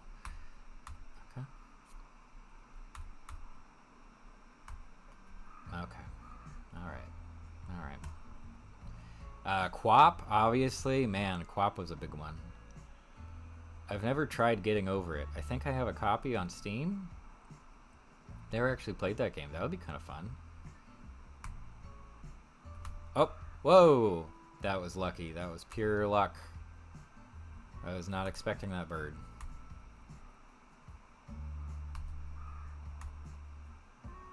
Okay. Okay, we're going. We're going. It is very hard to see. Now we're getting to it. What's my record, by the way? Whoa. Whoa. Whoa. How dramatic.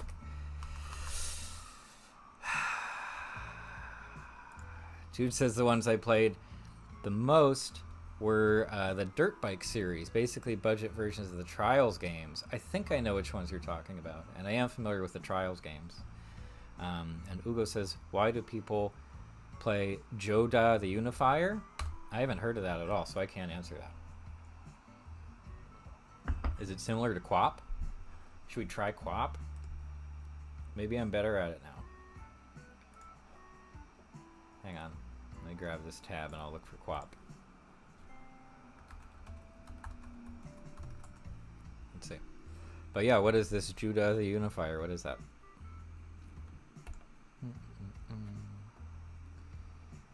Oh, he's telling me I can buy Quap for my mobile phone. I'm good. I think I'm okay. Will it load? Oh good, our internet connection on this site is not secure. That's always good news, right? Hang on, let me scroll around. Hopefully that's more on the screen. Do you guys know Quap? I'm sure everybody knows Quap, right? Okay. Alright. Okay. No, it's a good start. It's a good start. Okay. O. Okay. O-W. No, that's definitely not. O-Q. Okay. O-P. What if I just mash? Okay.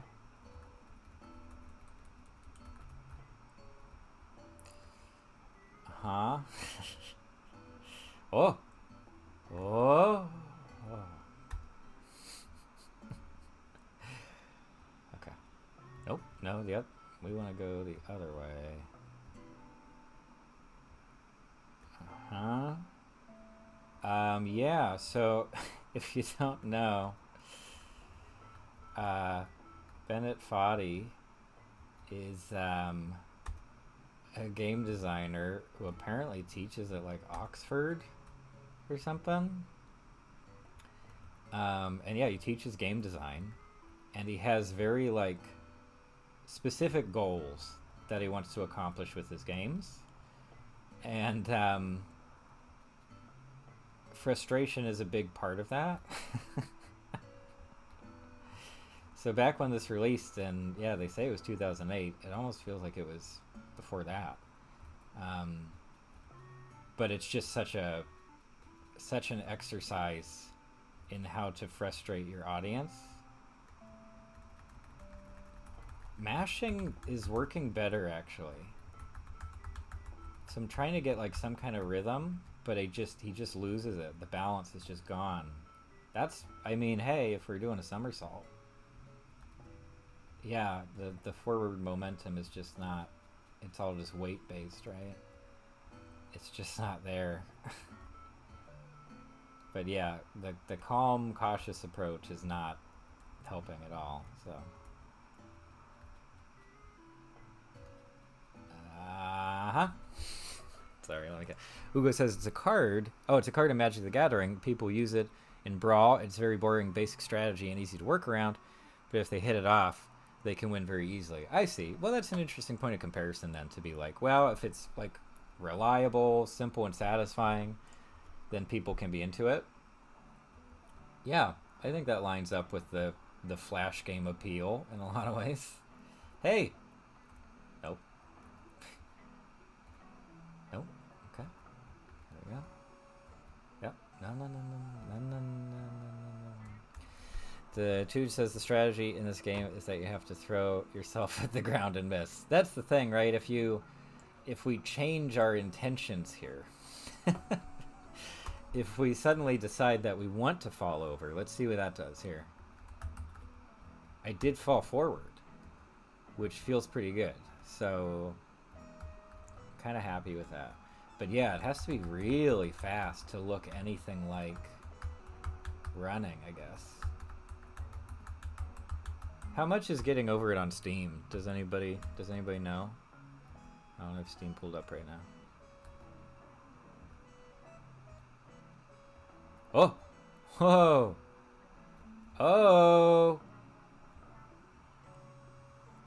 I mean, I do want to acknowledge that was by far the best performance I've probably ever had in QWOP. Yeah, so if I do O and W together, we get this running looking movement. So that's nice. And then I'm just kind of mashing from there. Yeah. Okay. Oh, I can also keep keys held down. Oh, wow, that's so much better. Oh. Oh.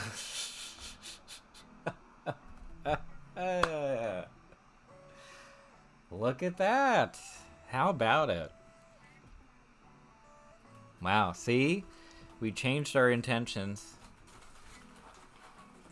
We had a different goal. And it really played out for us, didn't it? That's probably where I need to stop, right?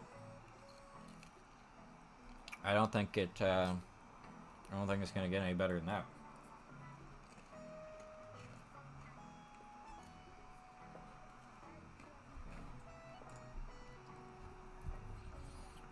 What else we got for Flash games? What do you think? We got...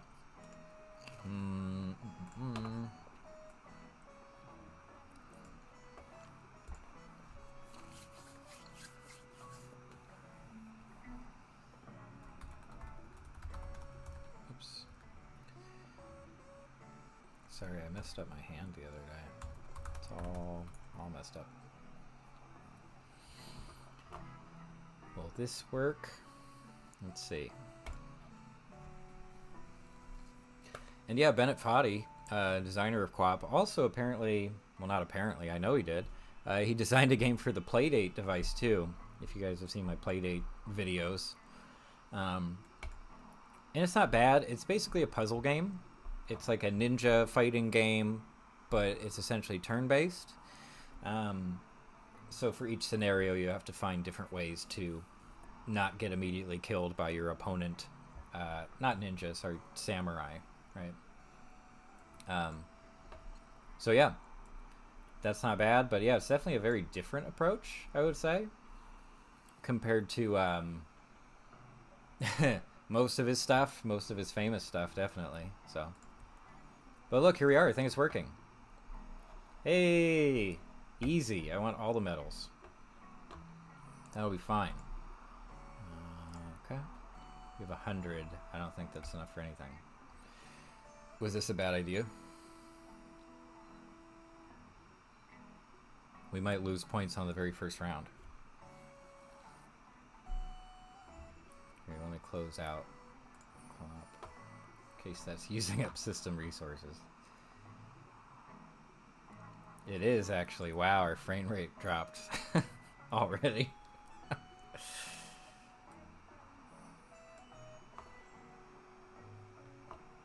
Yeah, we already missed some. Wow. That stinks. In fairness, it's been a little while since I played.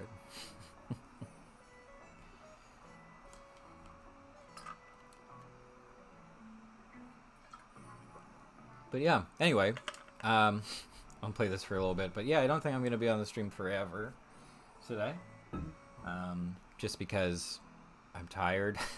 Kind of tired today. And I'm going to do some other things here. I actually got Bloodborne working on the PS5, which was more complicated than it should have been. Well, I can't even run this. Look how slow it's going. Yeah, we're not doing that. We're not doing that. So yeah, so we got, oh, there it goes. Did it freeze? It did freeze. That's kind of neat looking though. There we go. But anyway, yeah, so I'll stay on for a little bit longer, but yeah, I'll just go ahead and say, of course, that, you know, very happy to be over 1K after a very long time, and we'll see how it, we'll see whether it brings more people in. It should, in theory, but who knows with YouTube at this point. It's hard to predict a lot of the time, so. But yeah, ultimately that stuff doesn't matter as much as just that I will continue to make some stuff and share it, and hopefully people like it. That's kind of always been the MO here, and I'm pretty happy with how it's gone. But yeah, gosh, I think I can beat Bloodborne in like 3 days. I have like 3-4 days. If I really dedicate myself, can I finish Bloodborne start to end in 3 or 4 days? Because I want to say yes. If I was putting in like 8 hours at a time, but probably not. That probably will not be how it goes down. Beautiful. Sorry, there's a nice webcam here too. It's like a $200 webcam here, and I was trying to use it, but it glitches out like crazy. Like crazy. Here, I'll show you. Hang on. Unplug mouse. I don't need that mouse right now. Plug in this. Okay. Here we go. Let's see if we can get this pulled up. Okay. Cam 2.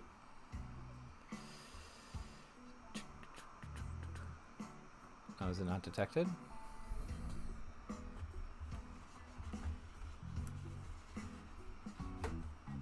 That's not what this is. Ah.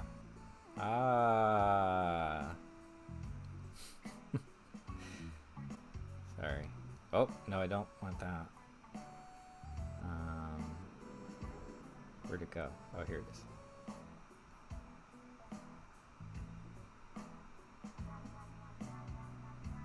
Pew. Look at this. Look. Just watch how often, and look how much nicer it is too. It's not blown out with the light. The quality's really nice. The frame rate is nice and high, and it just doesn't. Yeah, just the connection, I guess, it just glitches all over the place. So I don't get that, but whatever. Anyway, I think we cobbled together a fine stream with the resources at hand. It's been a fun time for me, for sure.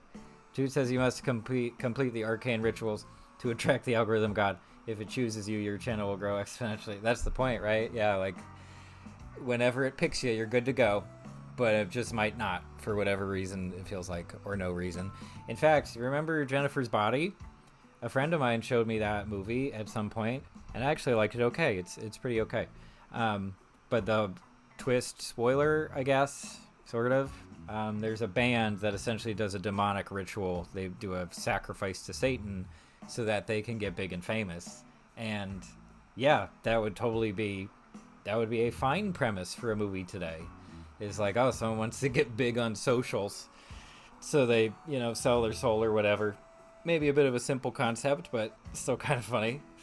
Congrats. Oh, thank you very much, Toots. Yeah, thank you very much. And yeah, anyway, so I don't know whether I will make a video on Pinocchio and publish that. We were talking about the Pinocchio remake much earlier in the stream. I kind of want to, just because it is pretty darn bad, and it is fun to talk about bad movies every once in a while. So there's that. We'll see about that. There's another kind of theory type video that I've been working on for a little bit that I would like to finish relatively soon. And yeah, I don't know. Otherwise, if people have suggestions, they're always welcome to offer those up. And even for streams, like if people are into the streams, just let me know. Or if there's specific stuff you'd like to see on a stream, I'm always open to that stuff. So there you go. But yeah, in the meantime, Football says it's popular to say Jennifer's Body came out too early, was ahead of its time. There you go. Well, and I mean, like, the fame thing has always been there. So when the movie was released, that made sense, especially for music industry stuff. That would have made sense in the 70s. It would have made sense in the 50s even, But yeah, if there's any way to measure this, it almost feels like more and more people... It's been an exponential increase in the number of people who just want to access fame now because it feels so doable. Given the social platforms and everything, it feels like, oh, look, anybody can do it because all these schlubs did it. So I think especially for younger people, it feels very possible, very tangible, when in reality it's kind of up to chance almost. So there's that. Hashtag girlboss. The Underworld series also. There you go. Jennifer's Body had a very bad marketing team. Oh, really? Oh, is that like a fun fact and that's why it like performed poorly? That actually sounds pretty interesting. Wow, my frame rate's bad too. Sorry, guys.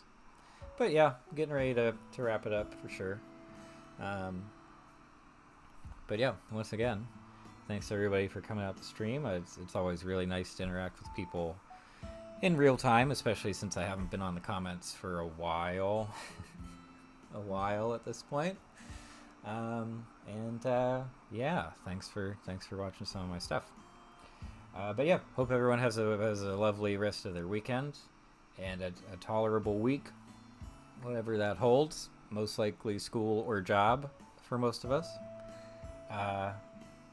And yeah, I hope to have something released pretty soon. Is that all? I think that's all. Cool. Thanks to the Animal Crossing New Horizons soundtrack for providing us with music that won't get us yelled at by YouTube. Probably. So there you go. Thank you for the content. Oh, thank you, Football. That's very nice. Great. All right. Well, I think we're just about to just have a good evening. Thank you very much. So, oh, wow. Oh, thank you. That's very kind. Very kind to say excited. Okay. Cool. Yeah, I'll just go ahead and end this. But yeah, thanks again, everybody. And see you next time.